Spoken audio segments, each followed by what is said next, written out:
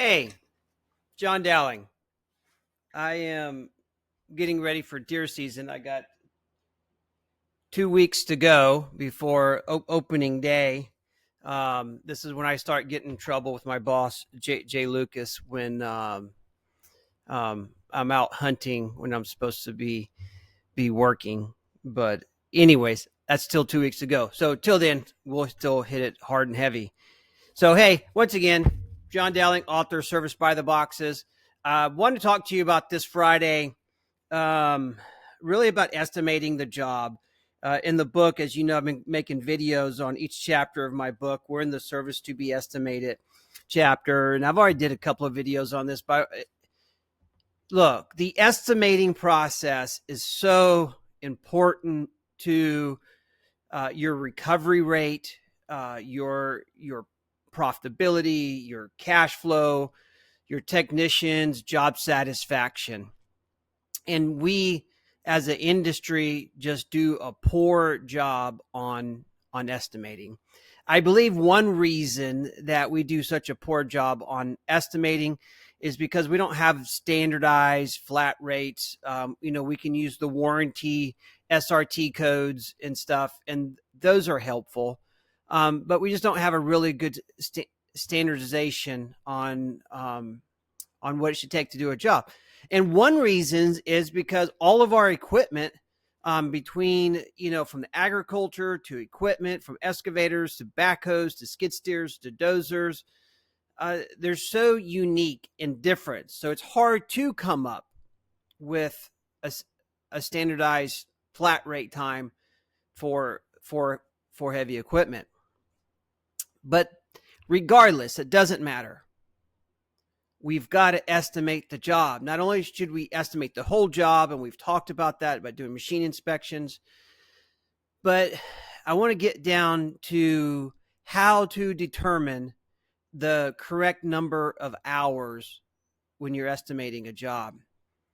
Now, for most service managers, I don't know why this is just, you just got to believe me, is for some reason, either we're scared to ask for the money, or we're fearful if we have too many hours on there, the customer's going to say no.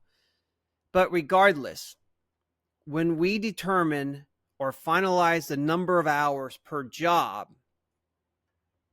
usually what we do is we determine the number of hours when the job goes perfectly.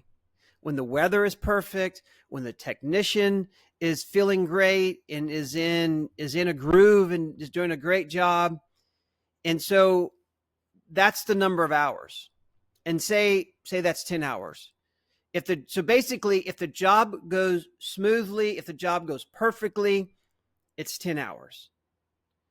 And most service managers, if they're estimating the job, that's the key. A lot of service managers don't even estimate the job, believe it or not. If they're estimating the job, they're going to say it's 10 hours, maybe 9 or less, trying to sell that customer, but they're selling the customer on price and not value.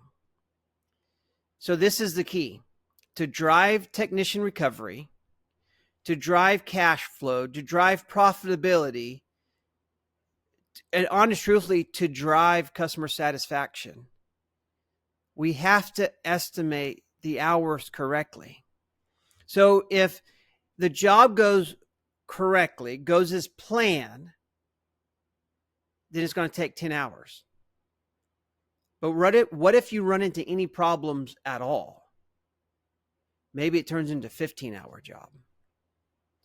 So we need a plan for the worst case scenario. If 10 hours is if the job goes perfectly smooth and there's zero issues at all whatsoever, 15 hours is what it's going to take if everything goes wrong.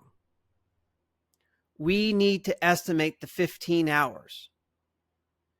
Now, we can always give money back to the customer, but it is extremely difficult to ask for more hours once we've said it takes 10. If we tell the customer we can do the job in 10 hours, you better do it in 10 hours or less, or you lose credibility.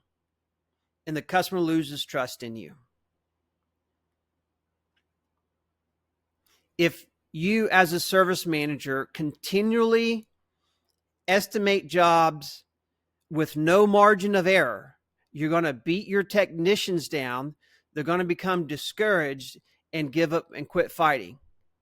If they know that they can never do that job in 10 hours, or everything has to go perfectly right in 10 hours, and we're in the service department, right? We know life doesn't go as planned. If they are never given the opportunity to be successful, your technicians will become discouraged and they won't fight. They won't push to get better, because no matter what they do, they never get enough time. If you give them 15 hours, they can beat 15 hours. That's a win to them. That's a win to that technician. You put some wind in his sail. He gets excited. He knows he can beat that flat rate number that you've given him. And he will become motivated and encouraged to continually beat his numbers, job after job. You've just increased productivity, tech recovery, cash flow, profitability, and it's all about estimating the worst case scenario, not the best case scenario. Now, I mentioned earlier about the difficulties in our industry about estimating jobs. This is the sad thing. We have years and years and years worth of data, 20, 30, 40 years worth of data in our business systems. But it's just too much data to process. So we have 50 years worth of example of repairs. But yet, since we don't have an effective, easy way to process all that data, it doesn't do us any good. This is where AI is going to come into play. Before too long, if not already, AI will be able to suggest estimates for repairs on equipment. I've got some friends in Ireland with Digital Iron, Kieran and Joel. They would love to talk to you about AI and how it is changing the landscape for heavy equipment dealerships.